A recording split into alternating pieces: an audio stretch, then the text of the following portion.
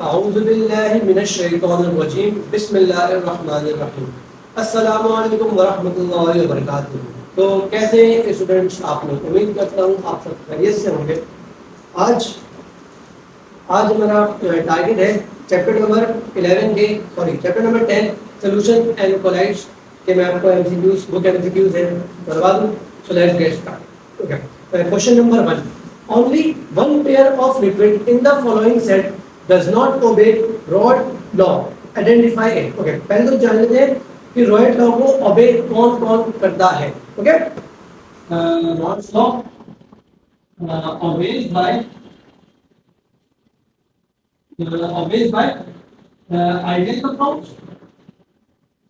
ideal solutions। ideal solutions क्या होते हैं? जैसे जो कि मिक्स हो गया, ओके, प्रॉपर मिक्स हो गया वो हमारा आइडियल सॉल्यूशन होते हैं। और कंपाउंड्स हैविंग सेम स्ट्रक्चर, जिन कंपाउंड्स के सेम, जिन लिक्विड्स के सेम स्ट्रक्चर होते हैं और जो आराम से सॉल्युबल हो जाते हैं, वो हमारे पास वो सारे हमारे पास लिक्विड होते हैं, वो आपका रॉड्स लॉ फॉलो करते हैं। ओके ओके, पहला ऑप्शन है मिथानॉल एंड इथेनॉल। दोनों अल्कोहल है, ऑल ऑल एंड में दोनों में OL आ रहा है, तो मतलब ये आपके पास अल्कोहल है और अल्कोहल दोनों अल्कोहल है, मींस ये आपका ये वाला लॉ फॉलो करेगा। ओके, बेंजीन एंड टॉलिन, बेंजीन और टॉलिन एक ही कंपाउंड है, बस बेंजीन है, टॉलिन एक बेंजीन ही होता है, बस उसमें CH3 लग जाता है ऊपर, तो मतलब दोनों का स्ट्रक्चर सेम है। And hexane and heptane, hexane और हेप्टेन दोनों आपके पास अल्केन्स की फैमिली के से बिलोंग करते हैं, तो ये तो आप कॉपी करेंगे ये वाला। अच्छा, इथेनॉल एंड एसीटोन, इथेनॉल आपके पास अल्कोहल है और एसीटोन आपके पास कीटोन। ओके, तो ये आपका फॉलो नहीं करेगा नॉट लॉ, क्योंकि उनके दोनों का स्ट्रक्चर सेम नहीं है, तो ये आपके पास इस वाले स्ट्रक्चर को, इस वाले लॉ को फॉलो नहीं करेगा। तो क्वेश्चन नंबर 1 का करेक्ट आंसर है option number D. Question number 2, identify the incorrect statement about the colloidal solution. Okay. Okay. Colloidal solution क्या होता है? Colloidal solution आपका एक या आपका वो solution होता है जो कि आपका ट्रांसफ्यूमेट होता है और इसके अंदर एक इफेक्ट होता है उसका नाम है टेंडाइल इफेक्ट, जो कि आपका टेंडाइल इफेक्ट को फॉलो करता है, टेंडाइल इफेक्ट शो करता है आपको, और उसका जो साइज है वो आपका 1 नैनोमीटर से लेकर 1000 नैनोमीटर तक होता है, और ये जो है सीन बाय स्ट्रॉन्ग माइक्रोस्कोप, और ये आप देख सकते हैं स्ट्रॉन्ग माइक्रोस्कोप की मदद से। चार बातें इसकी बेसिक है, आपको पता होनी चाहिए। ऑप्शंस में मैच करते हैं। It shows tendile effect, okay बिल्कुल ठीक है, करता है effect. Its particle move in Brownian movement, zigzag तरह से मूवमेंट करता है, बिल्कुल ये फॉलो करता है। Its particle size is less than 1 nanometre, ये बात अच्छी गलत लिखी है, हमें इनकरेक्ट स्टेटमेंट ही निकालनी थी। तो हमारे पास, क्योंकि मैंने आपको बताया इसका जो साइज होता है वो किस रेंज में होता है, ठीक है।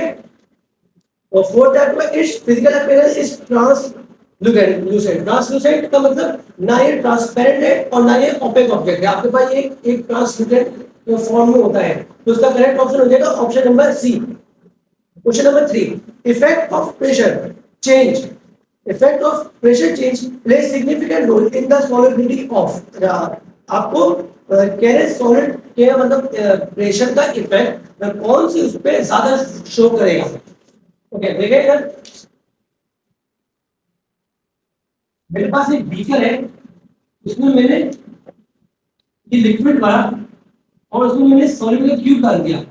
अब मैं इसको उसमें डिसॉल्व कर रहा हूँ। अब आप खुद देख सकते हैं लिक्विड के सॉलिड पानी के अंदर ही डूबेगा, तो उसको सॉलिड तो उसको डिसॉल्व करने के लिए मुझे कुछ पे प्रेशर लगाने की जरूरत नहीं है। अब ये सॉलिड के लिए होगा, इजीली हो जाएगा, उन्हीं से प्रेशर का इफेक्ट नहीं आएगा। लिक्विड पे आ जाए, लिक्विड को लिक्विड में डिसॉल्व करने से एक लिक्विड है दूसरा लिक्विड है, एक तो आराम से डिसॉल्व हो जाएंगे। अब आ जाए गैस पे, लेकिन गैस पे ये चीज नहीं होगी। क्यों नहीं होगी? जैसे मेरे पास ये लिक्विड है, अब मैंने इसके लिए गैस डिसॉल्व करनी है। अब गैस आपको पता है गैस मतलब गैस उड़ती है हवा में, फ्लोट कर जाती है गैस, तो मैं गैस को कैसे करूंगा? तो यकीनन मुझे कोई ना कोई, जैसे मैंने गैस डाली तो मुझे यहाँ पे कोई ना कोई प्रेशर अप्लाई करना पड़ेगा। तो जो इफेक्ट ऑफ प्रेशर है वो आपको तब आएगा जब आप गैस को लिक्विड, जब आप गैस को लिक्विड में डिसॉल्व कर रहे होंगे। ओके, देख लेते हैं कौन सा ऑप्शन सही है। Option C, option C is a correct answer. Question number 4, which one is not a colligative property. Okay, colligative property क्या होती है? कोलिगेटिव प्रॉपर्टी आपकी वो प्रॉपर्टी होती है जो कि आपकी डिपेंड करती है नंबर ऑफ सॉल्यूट मॉलिक्यूल्स पे, नंबर ऑफ सॉल्यूट पे जो डिपेंड करती है वो आपकी होती है कोलिगेटिव प्रॉपर्टी। और आपका और वेपर प्रेशर हो गया, फ्रीजिंग पॉइंट हो गया, बॉइलिंग पॉइंट हो गया और ऑस्मोटिक प्रेशर हो गया। ये चार चीजें जो कि आपकी कोलिगेटिव प्रॉपर्टी होती है। Atomic pressure, sorry atmospheric pressure, ये आपका नहीं होता। ओके, लेकिन ऑस्मोटिक प्रेशर होता है। ऑस्मोटिक प्रेशर क्या होता है कि जैसे कि लिक्विड है, एक हाइड्रोस्टेटिक लिक्विड है आपके पास, वो लिक्विड आपका फ्लो कर रहा है, ठीक है, वो लिक्विड आपका फ्लो कर रहा है। तो लिक्विड की जो फ्लो है, लिक्विड ऐसे फ्लो कर रहा है कि उसके फ्लो होने से जो पीछे लिक्विड आ रहा है उस पर ब्रेक लग रहा है, वो अपने पीछे वाले लिक्विड को फ्लो होने नहीं दे रहा। तो इस तरह का जो प्रेशर यहाँ पे बन रहा है वो आपको कहलाता है ऑस्मोटिक प्रेशर।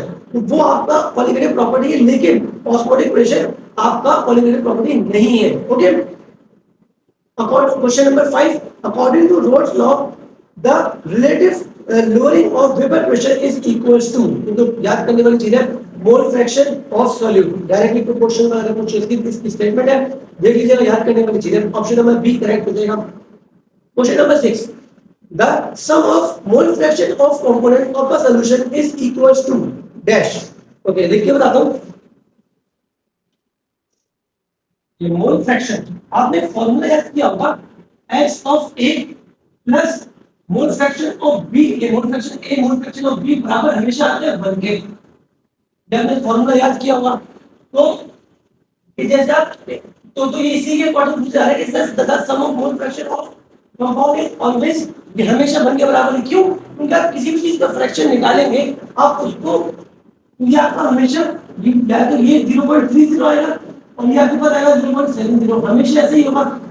0.60 या 0.40 हमेशा आपके पास जो ये होता है ना मोल फ्रैक्शन में, हमेशा तो ऐसे टर्म नहीं आते हैं और इसका आंसर हमेशा आपके पास इक्वल टू 1 ही आता है। ओके, ये आपके पास हो जाएगा ऑप्शन नंबर बी करेक्ट।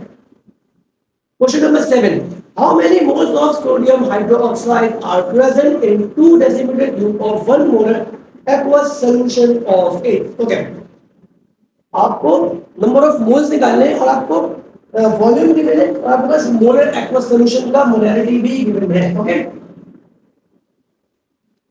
अब एमसीक्यू डेटा बस में इतना बड़ा बनाएंगे नहीं, सिंपल मैं लिख लेता हूं। वॉल्यूम है 2 डेसिमीटर क्यूब और मोलैरिटी है, मोलैरिटी आपके पास है 1 मोलर और आपके पास आपको निकालने नंबर ऑफ मोल्स निकालने हैं। आपको सिंपल फार्मूला होगा इसका सिंपल फार्मूला आएगा मोलैरिटी का, number of moles divided by volume. Mole निकालने डिवाइड होने वाले को कितना होगा, मोलैरिटी इनटू वॉल्यूम। मोलैरिटी कितनी गिवन थी 1 मोलर और वॉल्यूम भी 2 क्या आपको देगा 2 मोल्स। देखते हैं कौन सा ऑप्शन नंबर 2 गिवन है। Option number D, option number D हो जाएगा sir correct. Question number sequence number 8, a colloidal solution of liquid into liquid is known as emulgent. याद करने वाली चीज आपको याद करनी पड़ेगी, इसमें कोई समझाने वाली चीज नहीं है।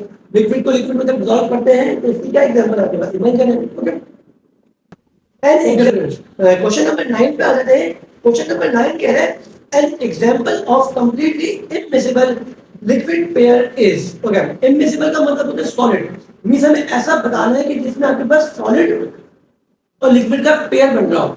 अब इसमें सॉलिड लिक्विड का पेयर बनेगा, आपको पता है सॉलिड है वो लिक्विड है, स्ट्रक्चर तो सेम होंगे नहीं, ये लिक्विड अलग चीज है, सॉलिड दोनों की स्टेट चेंज है। तो अब आपने ऐसा ऑप्शन ढूंढना जिसमें आपके पास दोनों कंपाउंड्स की स्टेट्स डिफरेंट हो, मतलब स्ट्रक्चर आपके पास डिफरेंट हो।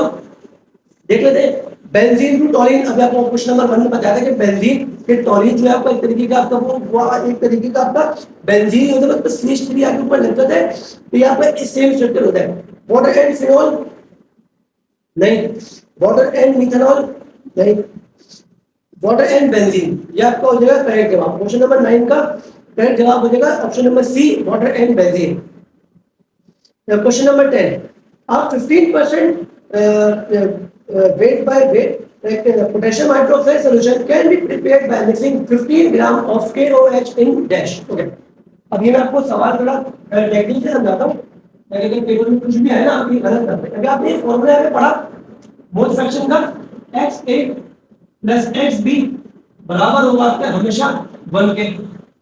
लेकिन अब आपके पास यहाँ पे गिवन है परसेंटेजेस, परसेंटेज गिवन है मतलब इस पूरे सवाल इस पूरे आपने फॉर्मूले को मल्टीप्लाई किया है 100 से, तो मतलब यहाँ पे जो भी वैल्यू आएगी वो भी आपकी परसेंटेज में आएगी, ये भी वैल्यू परसेंटेज में आएगी और ये 1 आपको हो जाएगा 100। लिखते इसको, ये 100 हो गया आपका। अब आपका इस कंपाउंड में इस क्वेश्चन में आपके पोटेशियम हाइड्रोक्साइड गिवन है जिसको आप A कंसीडर करें, B कंसीडर करें, एक ही बात है। तो यहाँ पे गिवन है पोटेशियम हाइड्रोक्साइड की गिवन है 15%। अब क्योंकि मैंने वो कहा परसेंटेज में गिवन है तभी मैंने 100 पकड़ के 100 परसेंटेज में लेके आ गया। और XB ये मुझे निकालनी है वो। अब सिंपली अब मुझे पता है भाई इनका जो टोटल है इन दोनों ने मिलके 100 बनाना है, कुछ भी करके दोनों ने मिलकर 100 ही फॉर्म करना है। और ये मुझे भाई ये एक प्रूफ वैल्यू है, तो मैं क्या करूंगा सिंपल आपको सिंपल यहाँ पे प्लस हो रहा है, प्लस का 15 है तो जाके माइनस का 15 हो जाएगा। 100 माइनस 15 ये आपका बन जाएगा 85 ग्राम ऑफ वाटर। मतलब आप इसको 85 ग्राम ऑफ वाटर में आप 15% ऑफ सोडियम हाइड्रोक्साइड ऐड करेंगे। ठीक है, बस आपने ये याद रखना है कि ये इसका जनरल फॉर्मूला ये वाला परसेंटेज में गिवन था तो पूरे इस परसेंटेज तो पूरे इसको 100 से मल्टीप्लाई करके आप उसको दिमाग में भी सॉल्व कर सकते हैं कि जैसे आपके पास दो कंपाउंड है, एक ही परसेंटेज गिवन है, दूसरी परसेंटेज आपको निकाल, एक का अमाउंट गिवन है, दूसरे का अमाउंट निकाल लिया, आप दिमाग में बना लें कि टोटल आपके पास 100 है, टोटल अमाउंट जो है वो आपके पास है 100, टोटल अमाउंट 100 आपके पास। तो आप देखें तो आपका पहला कंपाउंड की कितना मास गिवन है, तो जब आपका पहला कंपाउंड के पास मास गिवन है 15, तो आप दिमाग में बताया भाई टोटल मेरे पास चाहिए 100, 15 गिवन है तो कितना बचा 85 बचा, तो सिंपल आप 85 मार्क कर दें। नहीं तो आपको मैंने उसकी मैथमेटिक्स आपको मैंने समझा दी थी कि साइंस क्या है, नहीं तो आप बिल्कुल फास्ट क्विक एंड फास्ट भी आप कर सकते हैं कि आपने दिमाग में आपने 100 मैंने 15 किया 85 आपने लगा दिया। ठीक है, तो आपका इसका हो जाएगा ऑप्शन नंबर बी हो जाएगा आपका करेक्ट क्वेश्चन नंबर 10 का। ओके, उम्मीद करता हूं आपको ये लेक्चर समझ आया होगा। अगर समझ आया तो अपने दोस्तों के साथ शेयर जरूर कीजिएगा और लाइक और सब्सक्राइब भी जरूर कीजिएगा। थैंक्स फॉर वॉचिंग, जज़ाकल्लाह, अल्लाह हाफिज़।